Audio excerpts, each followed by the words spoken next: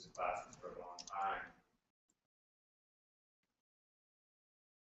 very easily become, this is just what I do on Monday nights.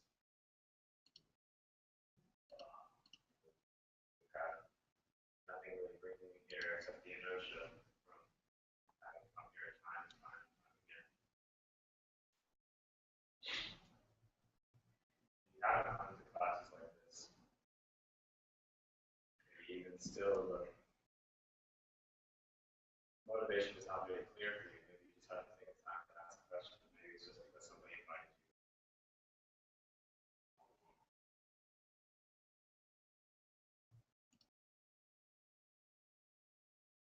Because you like the way fire goes. Or you have a reason to say no.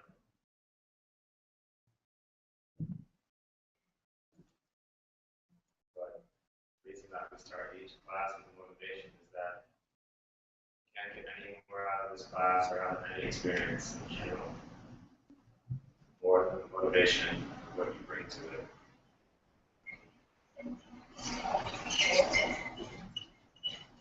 So right now, take a moment and really spark up anew what brought you here tonight. Like my teacher says, be radically honest. Maybe you don't know. So even if not knowing, at least you're questioning. Then it doesn't really matter the answer you come up with. It's more important that you stay in that investigation. Why am I here? Why am I doing it? What's my purpose? Take a few moments to investigate that for yourself. Not what you think it should look like, not what you think it's supposed to be. Why are you honestly here?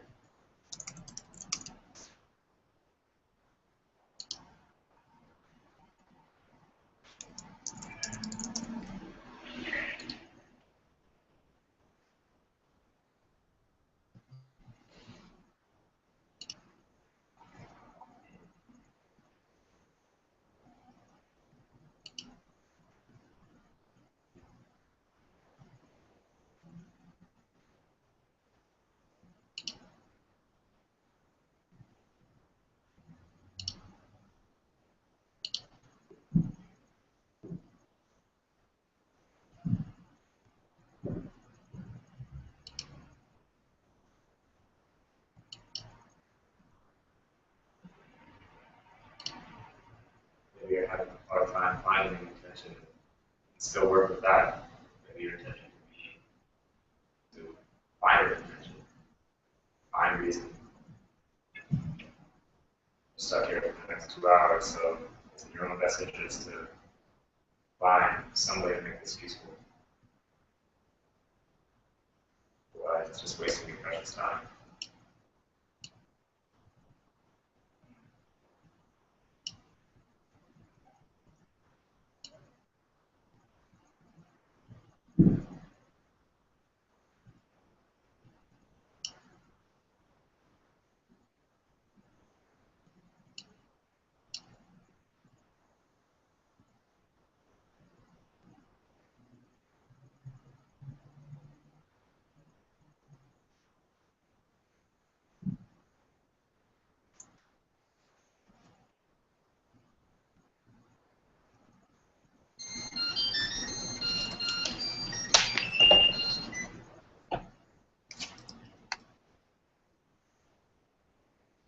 You have some semblance, motivation or intention, just make that intention firm. You put it in a statement for yourself. I am here because X. I hope to achieve X. Spending 2 hours here. And then make it clear in your mind. It's actually the only way that that group is going to be possible for you is by making that intention clear from the beginning. It's not just going to happen to you.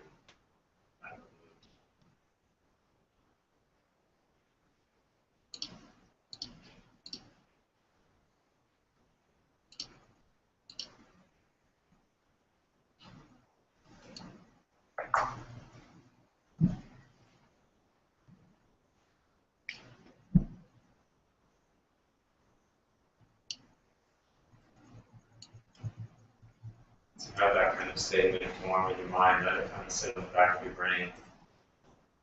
That'll be the filter through which everything you experience happens here tonight.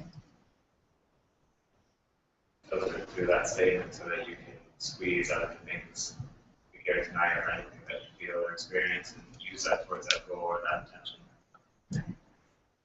That's fuel towards realizing that intention.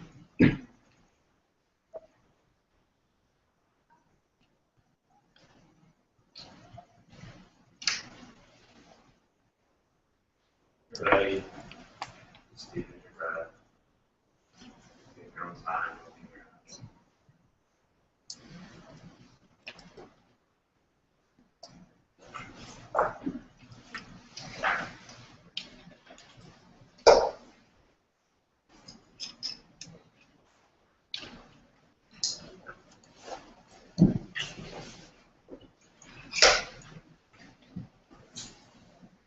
Great. So,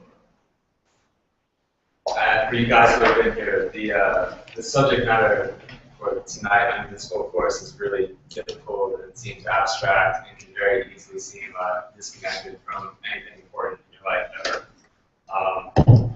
So, setting intention tonight especially is super important because there's nothing I can say that's going to make this important or valuable for you. Right? It's actually kind of funny because it's kind of what we're dealing with, reality, right? Reality is not just something that's popping at you. It's what you bring to a situation or a context that makes it real. So in the same way with this teaching, if you can't bring any intention or motivation to be here or to learn something from it, it's going to be a waste for you. It's just going to seem abstract and like dumb facts and kind of completely disconnected from anything that you're dealing with. Now, converse, if you do bring an intention to it and have a really strong motivation to hear something that's going to be helpful for you, then it will work that way for you, right? And then that takes a lot of pressure off of me because I can say blah, blah, blah, blah. And as long as you have a good intention, you'll get something out of it. So,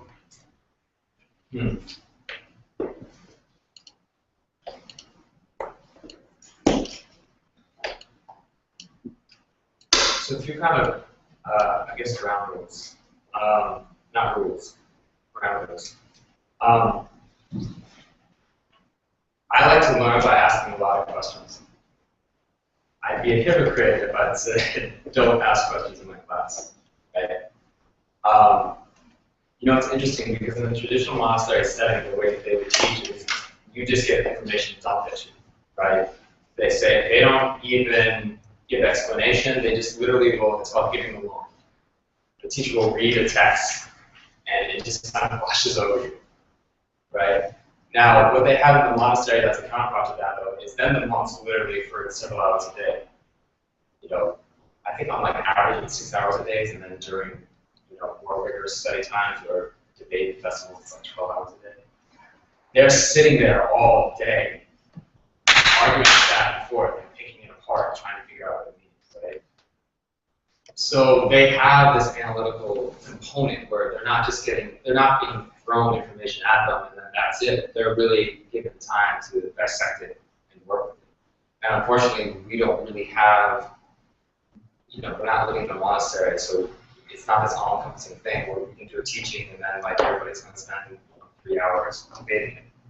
So my best sense of things is the way that we do this in the US is we ask questions. We kind of fold it into the teaching time. Right?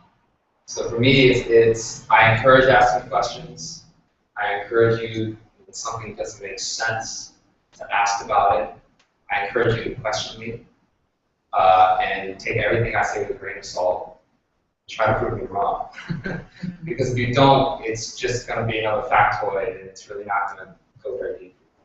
If you really try to wrestle with it and try to pick it apart and get convinced by it through that process, then it'll be actually something valuable, right? That being said, there are logistical things too, right? So I might know that I'm going to cover something later, or that, you know, I might see honestly that we're kind of in a loop, and I might say you need to think about it for yourself a little bit. I might know something about time, so sometimes questions might be like, nah, you know, and that's nothing personal. That's nothing. That's not to demean your question. You know, I'm very sensitive about this because I've had in my experience a while ask questions and I felt like they weren't taken seriously. I always took that personally, and I found later that was a good question. This guy's talking about the same thing. And being up here, I realized how silly that was. Because don't take it personally, right? So I want you to preserve your questions. I honor your questions. I really support and I want you to wrestle with your questions. That being said, if we don't have time, whatever the context of the class, nothing personal, right? And I also wanted to say, you know, questions are important too. So I'm going to get a lot of stuff wrong in this class. I'm going to say something wrong. I'm going to answer a question incorrectly, and that's just the way it is. I'm fallible, right? The great thing is that presents a fantastic opportunity for you. Because if you can't trust everything I say, it really has to be right? If you could just believe everything I said, then you wouldn't have to do much work. But if you're questioning what I'm saying and wondering if it's true or not, then I can actually give you some clues. I had this professor who had a colleague who said, I'll never forget this. He said, you know, how did he say it? It's really disappointing because I'm just too smart and I get everything too fast. And I was like, well, yeah, it's just a way to give yourself a side-handed comment, but it really wasn't. He was really saying he gets concepts way too quickly, and because he understands it right at the face of it, he doesn't have to struggle with it to reconstruct it and learn something new from it. Right? It just immediately is clear to him, and then there's no process, and he doesn't learn anything. So that always really taught me to like, what you get out of this is not the getting the idea, or how quickly you get the idea, or how immediate it makes sense, or how, you know, sometimes I think we think of learning as how quickly can what I'm saying go from my brain to your brain. That's learning. It's really not, right? The way that you really learn this stuff is that I say something that doesn't make any sense to you, and you gotta fight like hell to make it make some sense and have some value for you. And then you get so much more than anything I could have said in the first place, right? So keep that in mind. Okay. So this, forgive me if we do some overlap from what Jason did last time. So this is really about this course in general. The biggest chunk of it is about the mind-only school. So the mind-only school of Buddhism. Oh, let me ask you a question first. How many, Buddha had kind of several different phases of his teaching career. Sorry, what was the question? The Buddha had several different, I haven't asked yet. Buddha had several different phases of his teaching career, right? So how many of those were there? 3. Very good. Okay, what are they called? Just as a group. 3. Okay, right. 3 turnings of the wheel. 3 turnings of the wheel. So which one is this class mainly concerned with? Third turning. Very good. So we're in the third turning of the wheel. Okay, so let's reconstruct a little bit. So which one does our tradition say is the quote-unquote correct turning? Second turning. Second turning, weird. I think I got this wrong last week. No, that's okay, good. I thought it was the third. Okay, yeah, the second turning. So why did the Buddha say, yeah, this first turning, which we're saying logically is somewhat incorrect. The second turning is correct, and then this third one, which is coming later, they're in chronological order. Why was this third one done after the second? It seems like the most recent one would be the one that's the right one, right? So why does it go like 2 is correct and then 3 is somehow isn't correct? We talked about that yet? No. Okay, that's good. No. Okay, let's get into this a little bit. So let's kind of like just lay out the kind of these three turnings in broad strokes. First off, when you look at the readings and you look at the homework, not that that's mandatory in any way, right? There's this phrase that keeps coming up, exists by definition. Is there a bell for anybody? I'm gonna go for you. Exists by definition? Have we gone over that? What do you think that means?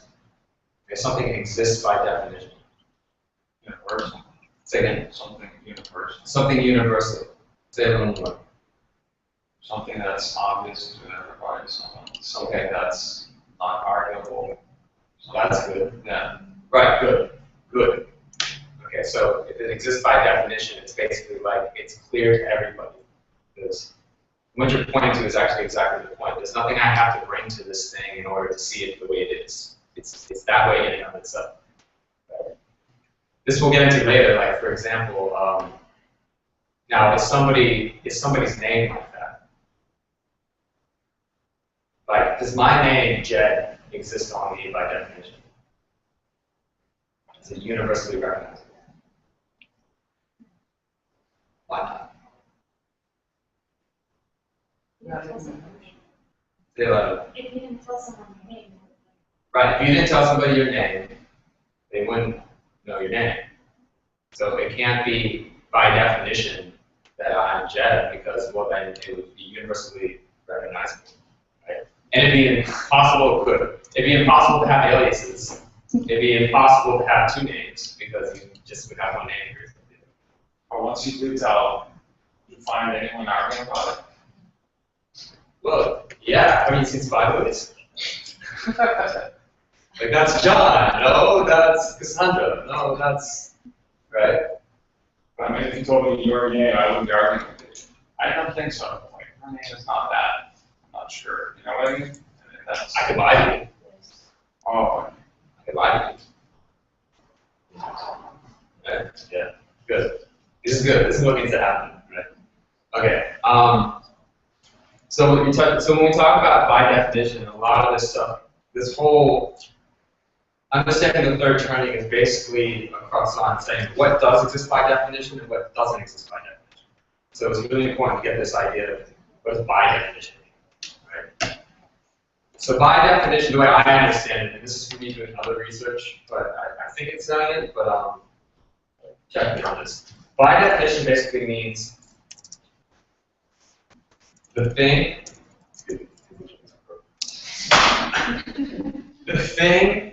that you say about the object or how you describe the object is findable in the object itself. So findable, it's a little bit of a weird concept, but basically it kind of really means the way it sounds, which is, I have this thing called cup, right? Like, the sound cup is not what I'm referring to when I say cup. I'm referring to a thing, right? Right? Like, right? The sounds. That's not what I'm talking about when I say cup. The cup as a reference, right? Which is just moving so far, right? So if the cup exists by definition, that means without the concept cup, without the label cup, I can go looking in this thing and find the cup. Right? Like, there is something in this object that makes it a cup, that warrants me calling it cup. Yeah? Kind of makes sense. Okay, so all you Prasanghikas, what exists by definition of Prasangika?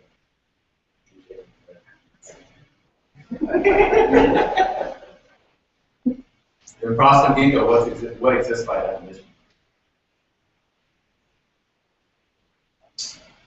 Nothing. Yes, very good. Prasangika, nothing exists by definition. Why?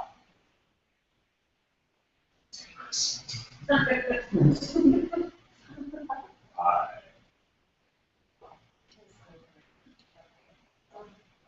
Say again. So when it comes to us. Yeah, that's one way to talk about it. What is the cup to a dog? It's not a cup. Right, this is a classic, right? Because, this is what actually Michael says, like, if a cup was a cup to a dog, if a cup was a cup by definition, then a dog would say, ooh, I enjoy the tea in this cup. Because what is a cup? It's a function. When we say cup, it's a functioning thing. It's something I can drink at, right? If that was coming from the object, then anybody who encountered the cup should know how to drink it, right? But we don't know how to drink that because we're trained to know. Right. So this is an argument from Prasangika's side that this is the Prasangika argument that nothing can exist by definition. Right? Okay, so go back. In Chittamatra, which is my home school, the cup exists as a cup by definition. Some things about the cup don't exist by definition. Some things about the cup we throw on in our arguments. But the cup as a cup exists by definition. So we'll get into more detail about what that means. But you got to keep going back to this idea of findability. And it really is the process. Prasangika, again, or even we just go to the topic, which is a little bit away, but you say that, well, the cup isn't findable in and of itself because when I go in, what am I really looking at? There's just parts of the cup, right? There's a handle, and then there's a brim, and there's a body, and I put all those things together and I say cup. But the only thing that my word cup is referring to is these collection of parts. There's no thing that I can find cup on here that's just the object itself. Right? Does that make sense? Well, then how do I know it's a cup? That makes sense. What things? Well, I take all the parts and I take them apart, and then I just like have. Well, then why? But if it's just the parts, then why is it? Then it should not be a cup, whether it's broken parts. So they have to be joined parts to be a cup. Well, it would look very compatible. Okay, so I think it's that. So then. What's the question? Why are you referring to Because it? it functions. Yeah, Because it functions as a cup. yeah, because it's functional. How can it function as a cup before I know it's a cup? We are examples. Because of the part. But we're saying what establishes it as a cup. We establish it as a cup. Right. This is Prasangika. So let's go back. Okay. So back up. Let's go to the first turn. So what's going on in the first turn in terms of this idea of things existing by definition?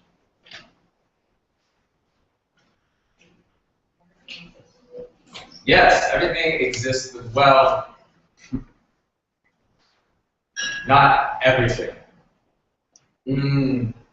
Just the way you see it. Everything is just the way you see it. Say more. What do you mean just the way I see it? Like I see purple elephants flying in the skies. I don't know if I see it. You may say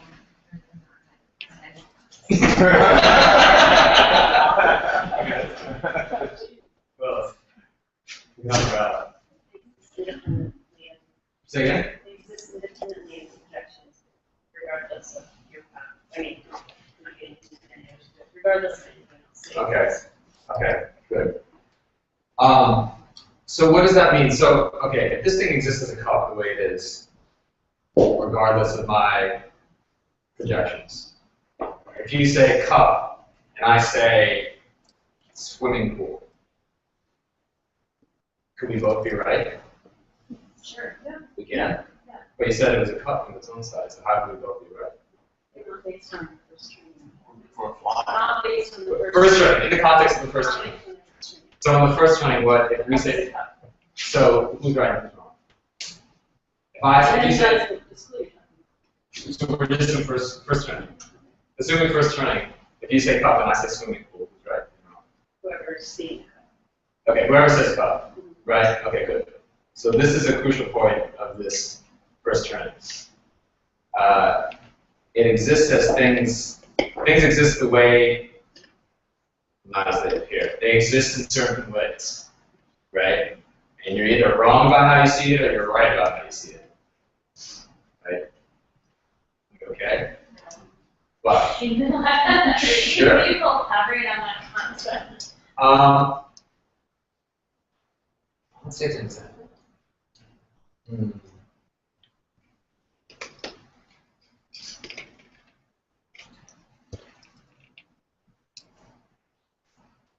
Beauty's in the eye of the beholder, right? That wouldn't be true in the school. So there's always a You right. gotta go and check that. There's a right or wrong. The qualities of things are inherent in the objects themselves. So are we saying that it's whoever says it first? Why? Like, as to who is right and who is wrong. Okay, so I say it's a swimming pool, but I see it first. I'm like, a swimming pool. And so it's something. Why? I don't know. Why? If it's coming from the object, why would it be a swimming pool? This is what I say it's a swimming pool. Oh, but a cup is by definition, so you'd be wrong.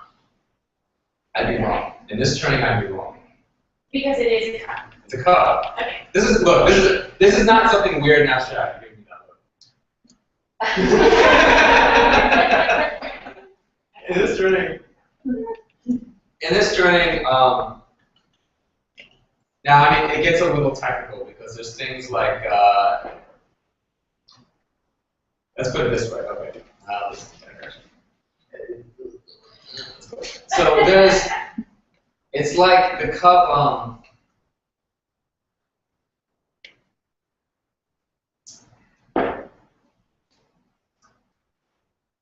It's not like all qualities of the cup are inherent. For example, they would say, this first turning would say, like from my understanding, like the cup has inherent weight. Whether you talk about the weight of the cup or not, it has weight. It has a color. Whether you talk about the color or not, it has a color, right? It has a shape. It has a temperature, right? It has all these inherent qualities. Now, they're going to say that there is something going on in mental labeling. Now, let's say I say for something, oh, this is hotter than something else, right? That's not inherent in the cup, obviously, because it's relative to another object. Same thing with measurement, right? The cup is 6 inches tall. Well, that's relative to inches. So you can't say, well, this is not inherently 6 inches tall. It's relative to a marker, which is an inch, right? So in this school, they're going to say there are inherent qualities about the cup. Its weight, its temperature. You know, I think they even say things like it's good, it's bad. But again, the way you describe these things are relative to something else. So it's a little bit of a technicality, right? I don't want to go too far down, but it's but the point is like these dimensions of the cup are inherent in the cup. It has those dimensions, and your mind is just throwing onto these. It's not throwing the dimensions themselves onto it. It's just describing the dimensions that are already in the cup. Does that make sense? Yeah. So your boss is an asshole. It's just how much of an asshole is he in your language in comparison to other people, right? It's a different.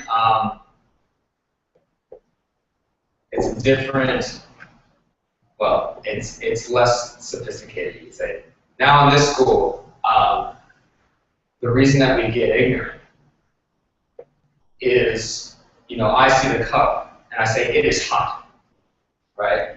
It has this dimensionality of hot. It has some type of dimensionality of temperature. In the moment I say hot, right? And then I'm like, okay, it's a hot cup of tea. And then obviously what happens to the tea over time? Cools down, right? But I still have what in my head? Hot, right? What is my labeling? What type of thing? You guys took class with me last time. If the cup is a changing thing, what is my label? Hot. Not changing, right? I'm taking a not changing thing and I'm throwing it onto a changing thing.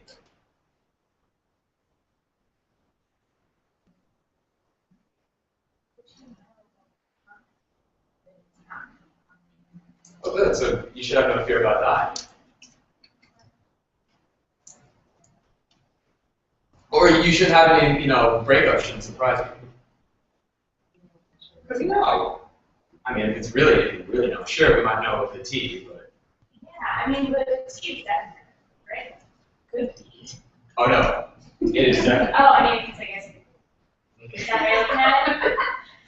Yeah. We were talking eons of time spans here, you know. Yeah, that's true. Everything's changing.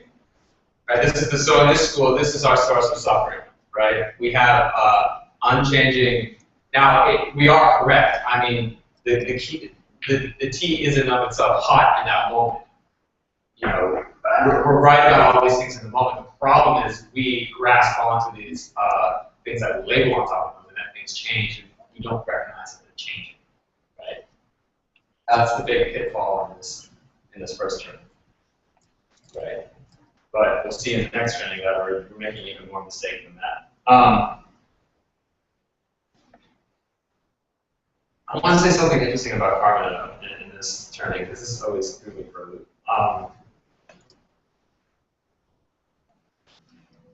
And we'll just do it as a side note and we'll come back to it. So, in this school, talk about karma, right? Karma is not the only causal factor in this school. This is again the first term. Karma is not the only, this is where they talk about the 5 niyamas. Right? 5 niyamas, that's a name, but it's like environment, so you have stuff like, and it's not the niyamas from yoga, it's a whole different thing. It's like physics, properties of physics, that's a causal factor. Matter behaves in a certain way. Right? The weather, another causal factor. Biology, another causal factor. Karma, and then there's another one. But karma, in my understanding, is basically it's how you it's your level of happiness, really. It's your contentment with the world, right? So it's interesting in this journal. This is where you get the idea of nirvana, right? This whole thing about omniscience and Subhogakaya and all this kind of flowery experiences in gods is really not possible in this school, because what you're really dealing with is you can be happy in a changing world. Does that make sense? Because what you really only have control over directly is your karma. The way you behave with other people is going to affect how happy you are. It's actually pretty straightforward, right? Emanating to countless worlds, seeing the minds of all people directly, not possible in this school, because that's your karma factor karma is a very limited causal factor. It just really has to do with your level of how you experience things happily, if you experience them negatively, right? With me? Yeah. So this is why it makes sense in this school. This is why only Nirvana is the biggest aspiration. You can't really do more than that, because that's all that's possible in whole ontology. Okay, so what's the difference between Nirvana and enlightenment then? That's part of it. Pay attention. Say it again. Maybe. I'm not there yet, I can't tell you. So. You mean in this school? Or in general? In general. In our school? In our school, yeah. Okay. Side note, this is very interesting. The lower schools actually recognize enlightenment. That's where the whole thing 10 to the 60th eons to get to enlightenment. It's interesting. They recognize this thing as enlightenment is possible, actually. They just say, like, it's going to take you 10 times 60 to, whatever eon. Just, like, work with Nirvana, you'll be fine. Okay? Because they say they can do that apparently 4 lifetimes. Just work on being happy, and then enlightenment's a whole other ballgame. Okay, so we're digressing. So what does enlightenment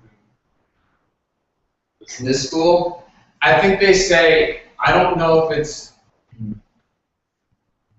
I don't really know. I don't know if they include omniscience or not. I think the way I've heard it described is the Buddha is equal with arhats and people in nirvana in terms of spiritual attainment.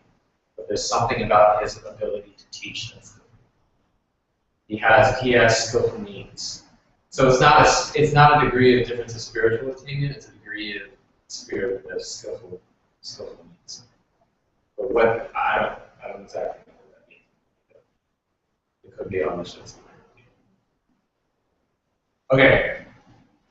So now we go over to the second turning of the wheel. So in the second turning of the wheel, what things exist by definition? Nothing. Sure. No, I'm sure. You sure about that? Okay. So, nothing exists by definition. So is the cup a cup by definition? Okay. Heather, I say it's a swimming pool. You say it's a cup. Who's right? Both. Right? Possibly. Now, this becomes like a whole thing because you can't have invalid perceptions in this school, which is a whole other, that's kind of a nuance. The idea is that there's nothing from the cup that's demanding the cup. You see, cannot have any. So you can't. No, it's possible to have an invalid perception in school, but that gets nuanced and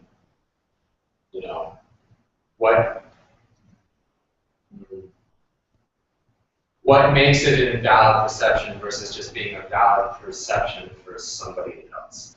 See what I mean? Relative to their own being. And that's a detail.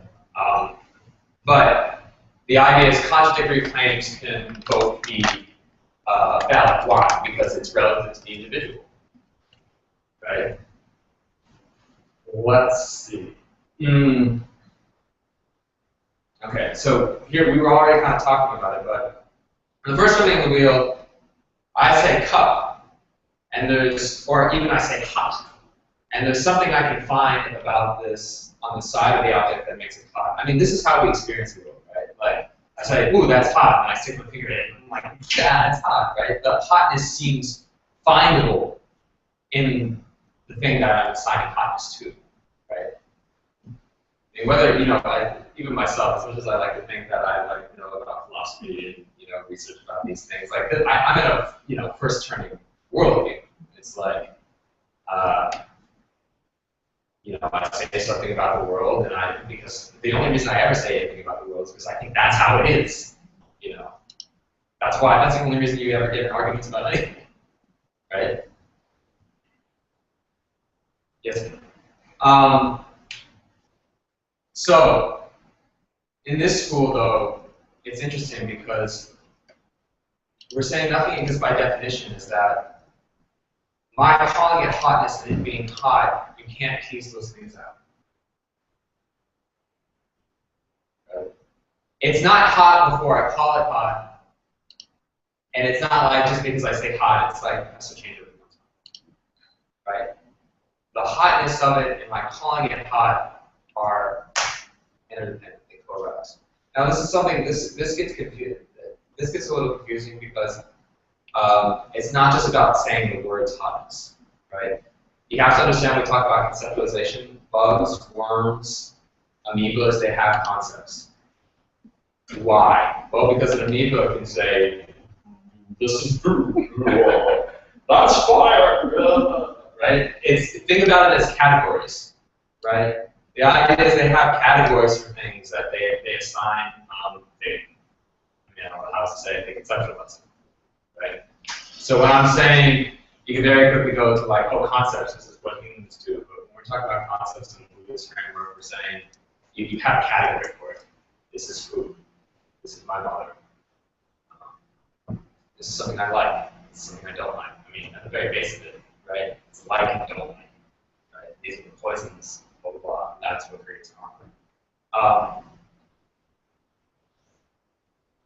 So why are we talking about that? So the point is that in this turning knife, even when I stick my finger in and I have hotness, I think the hotness is coming from the thing, and then I am just recognizing it as hot.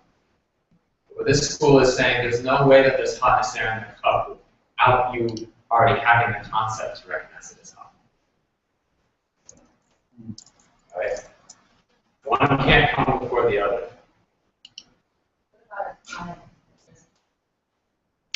Understand if I can touch this candle.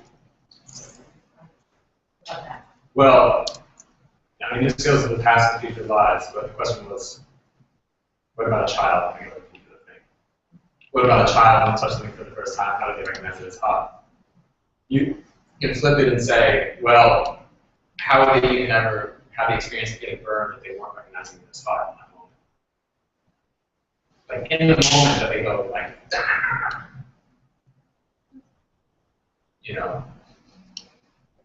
there has to be a concept of that's hot, or else there wouldn't be any reaction. So polarized. Co-arise. Their experience of Right. recognition of hot news. What hot means, well, you see, this is where it gets good. So what hot means is different than the concept of hot. They don't know the concept of hot before they figure it. Right. They don't know it before. So right when they're doing it is when they realize the concept. That's when it polarizes. Realize. Yeah, I guess it depends on what you mean by realize. Experience. Sure. Yeah. When they have the experience of hotness, there's always a concept of hotness, and then the thing that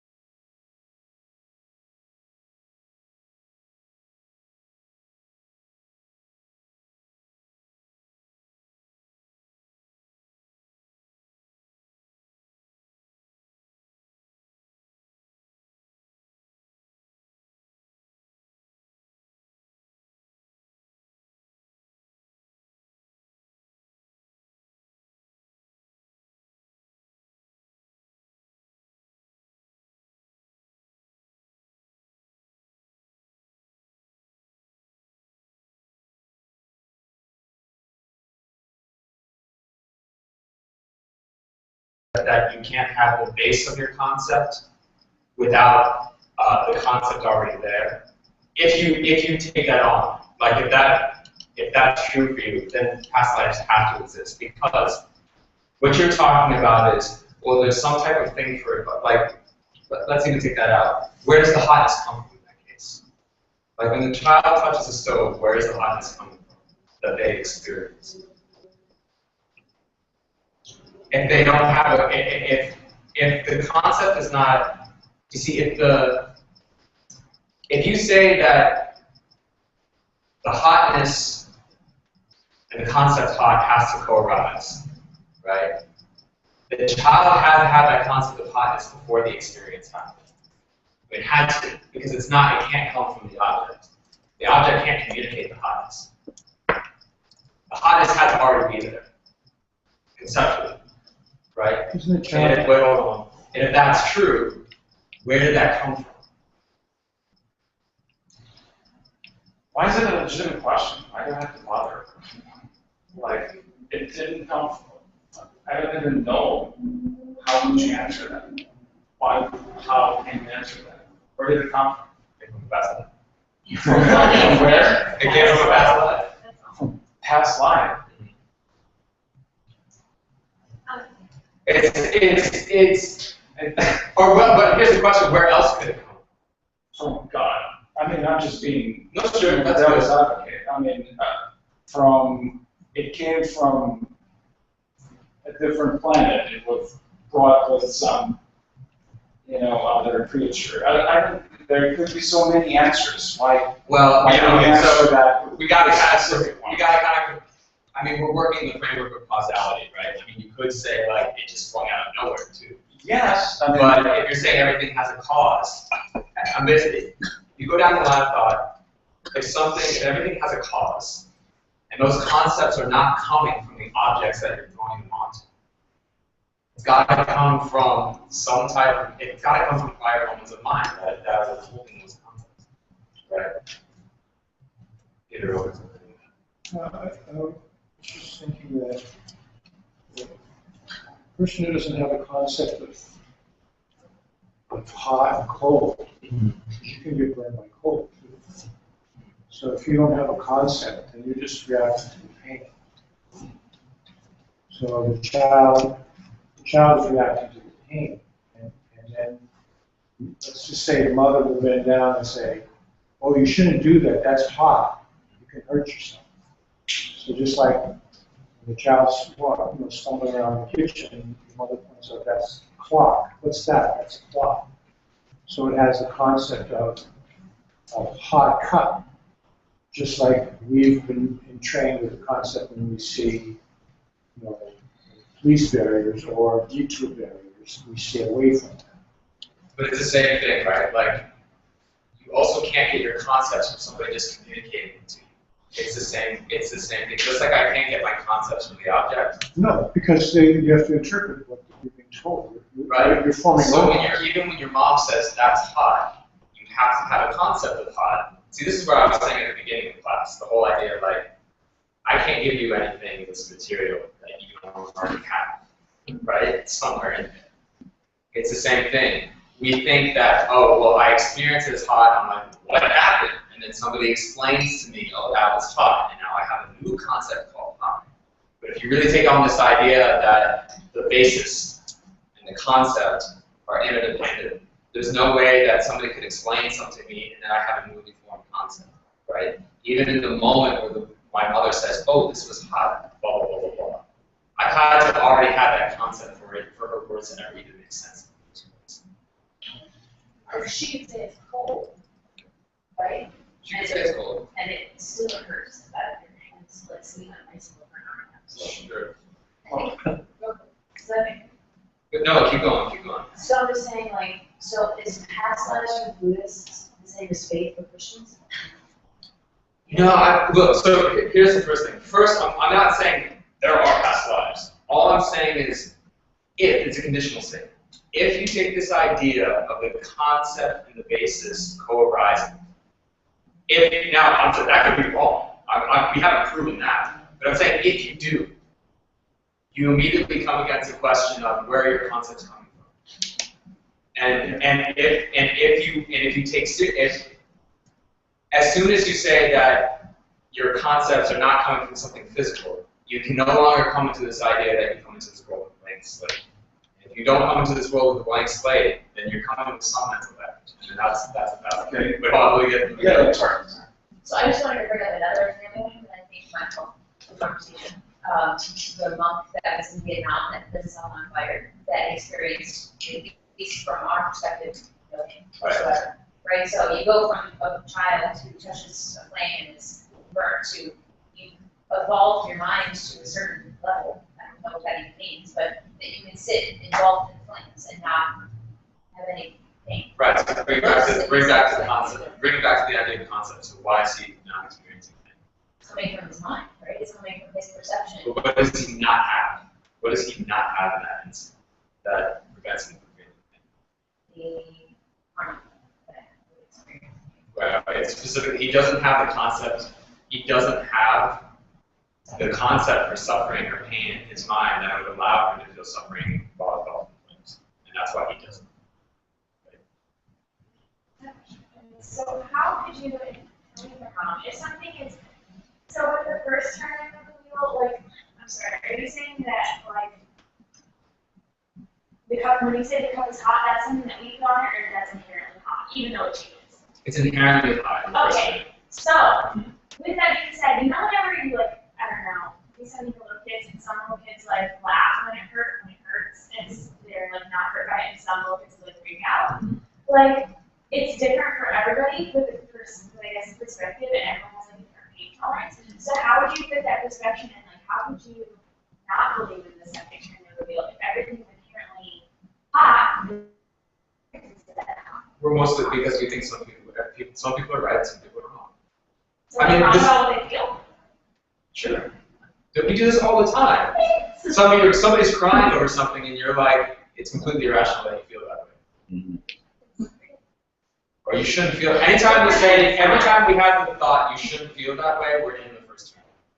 But for them, it's not. Yeah, I agree, in theory, but how often do you really live like that? I mean, I don't, if you're there, like, I'm like, all the time, I invalidate people's feelings. And say, the way you're feeling is stupid, because it's not that way, right? So that's what I am. So, okay.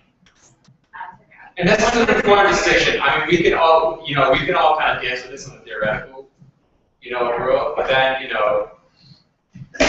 when you wake up in the middle of surgery,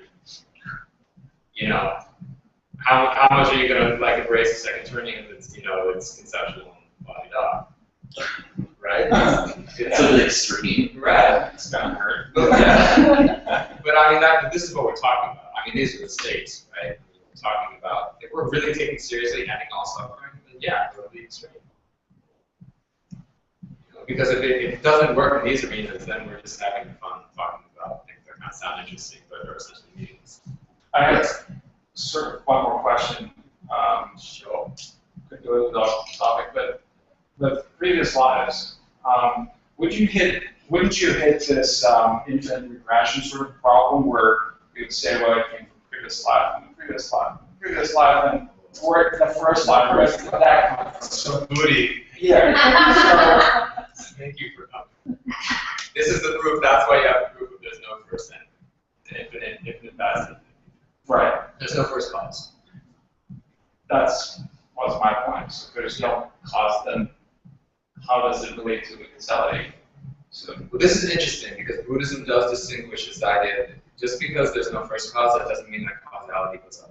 You see, this is the idea. so certain things there is, and there's No. Everything is cause. There's just no first cause. See, this is the idea. But if you really look at it, the idea of a first cause kind of goes against the idea of causality itself. Because, well, if the first cause is not cause because it's the first cause, well, then everything henceforth is random.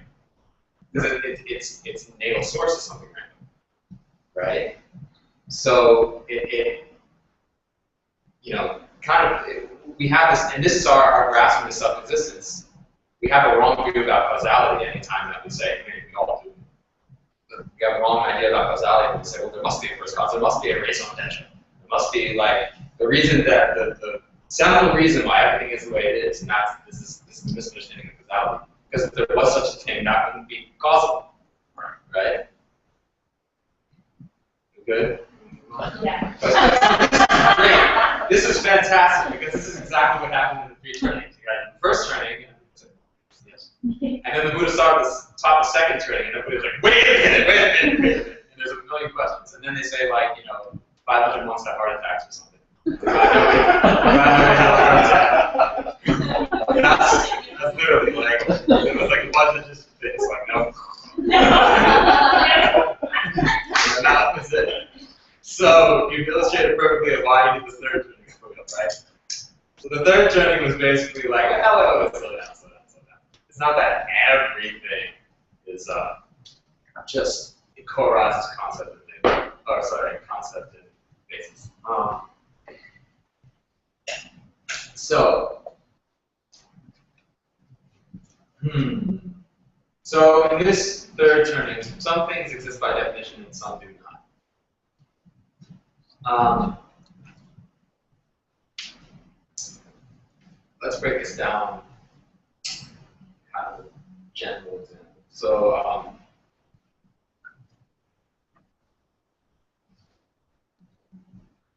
cup. Damn cup, just put it on the pen. You can do that. So cup. Third turning of the wheel. I call it a swimming pool, Heather calls it a cup. Who's right?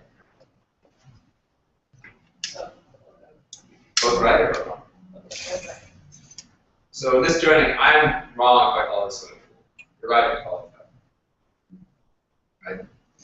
Right? Now let's talk about the weight of the cup. This gets tricky.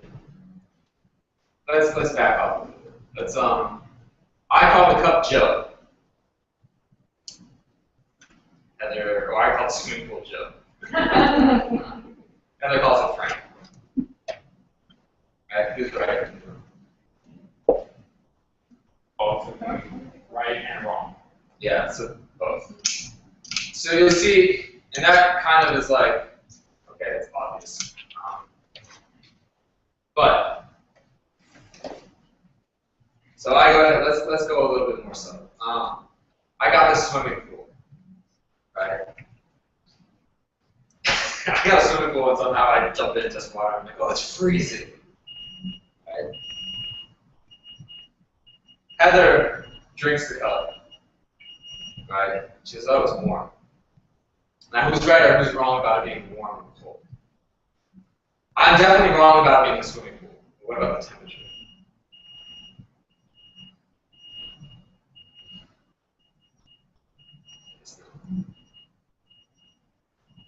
Someone has Huh? Right. In this case, so you can see what's happening here, right? It's like, in the first turning, the qualities are inherent in the object. Hot, cold, blah, blah, blah. You're ignorant because you think that those things aren't going to change, but the way that they are the way you perceive them, right? In this turning, there's definitely an object out there that is either a cup or a swimming pool. I mean, this makes sense, right? Because if I really said, I'm looking at this thing and I say it's a swimming pool, you're just going to be like, well, you're crazy, right? As much as we talk theory, you're not going to be like, oh, I can see you. That's a swimming pool. How great are your experiences for you, right? It's not going to be, you're going to think I'm calm, right? But, you know, let's talk about the Dodgers. I know nothing about sports, so I don't know what I'm doing sports now. But we talk about the Dodgers, right? Okay? I say they're awesome. You say they suck, right? We both have this kind of understanding, okay, that the suckiness or the goodness of the Dodgers is not really inherent in the Dodgers. Like, well, what's your criteria of a good baseball team? You know, what's my criteria of a good baseball team? It's this is something that we're not going to say. It's like we kind of all get that the Dodgers are not a good or bad baseball team in themselves. So this is what Buddha was teasing out. In the first turning, he was saying all these things, like the Dodgers are either good or bad, but they like wrong about that. Second turning, he's like, there's not even a baseball team out there. Right? And then you have to put cordyceps. And then, because they love their sports teams, right? And then you take it back a little bit and you say, no, there is a baseball team there. The way you describe it, the qualities about it, you know, your kind of your dispositions about it are individual. That's relative to your own conceptualizations. There's another interesting dimension of this school, as apart from the second term. It's really funky. So the first, let's go back to the first turning. The first turning,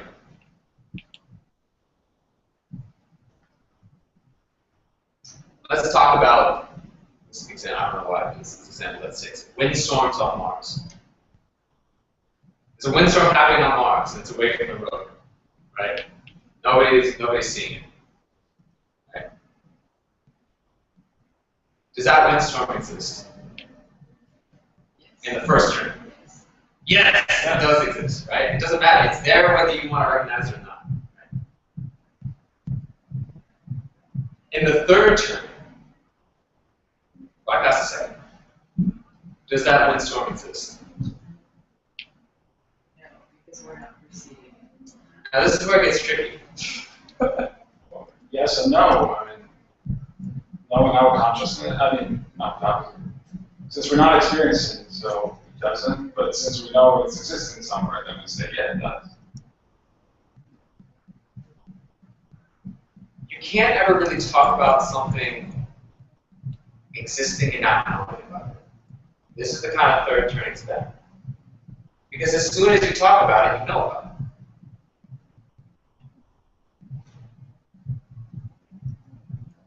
So as soon as I say a wood song on Mars, I've already said it exists. So now I can't retract what I'm saying and say, well, but nobody's perceiving it. Like, you just talk about it through perceiving. You can make up something, that's true, but we're trying to talk about existing things. But no, let's see, you can't have it. So, I mean, like, she just said you make it up. You just, Right. But I'm saying, no, there's this thing that exists out there, but nobody knows about it. You're saying it. But I'm already saying it exists, right? So this is where you get, in the third turning, this idea of things exist. It's not, things have their own, like there is a cup out here, right? There is a cup out here about which you can either correctly call it a cup or incorrectly call it a cup. But it only exists in relationship to a receiver. No, the cup is actually, well, maybe not external objects. This is going to get technical. Why don't we, how are we feeling for a break? It's like, I feel it's like this, and we can either go deeper, and then everybody's going to fall off to sleep, and we can get a little recharge. So, we good for a break? Yeah. Sure. Okay, let's take just like 5 to 7 minutes.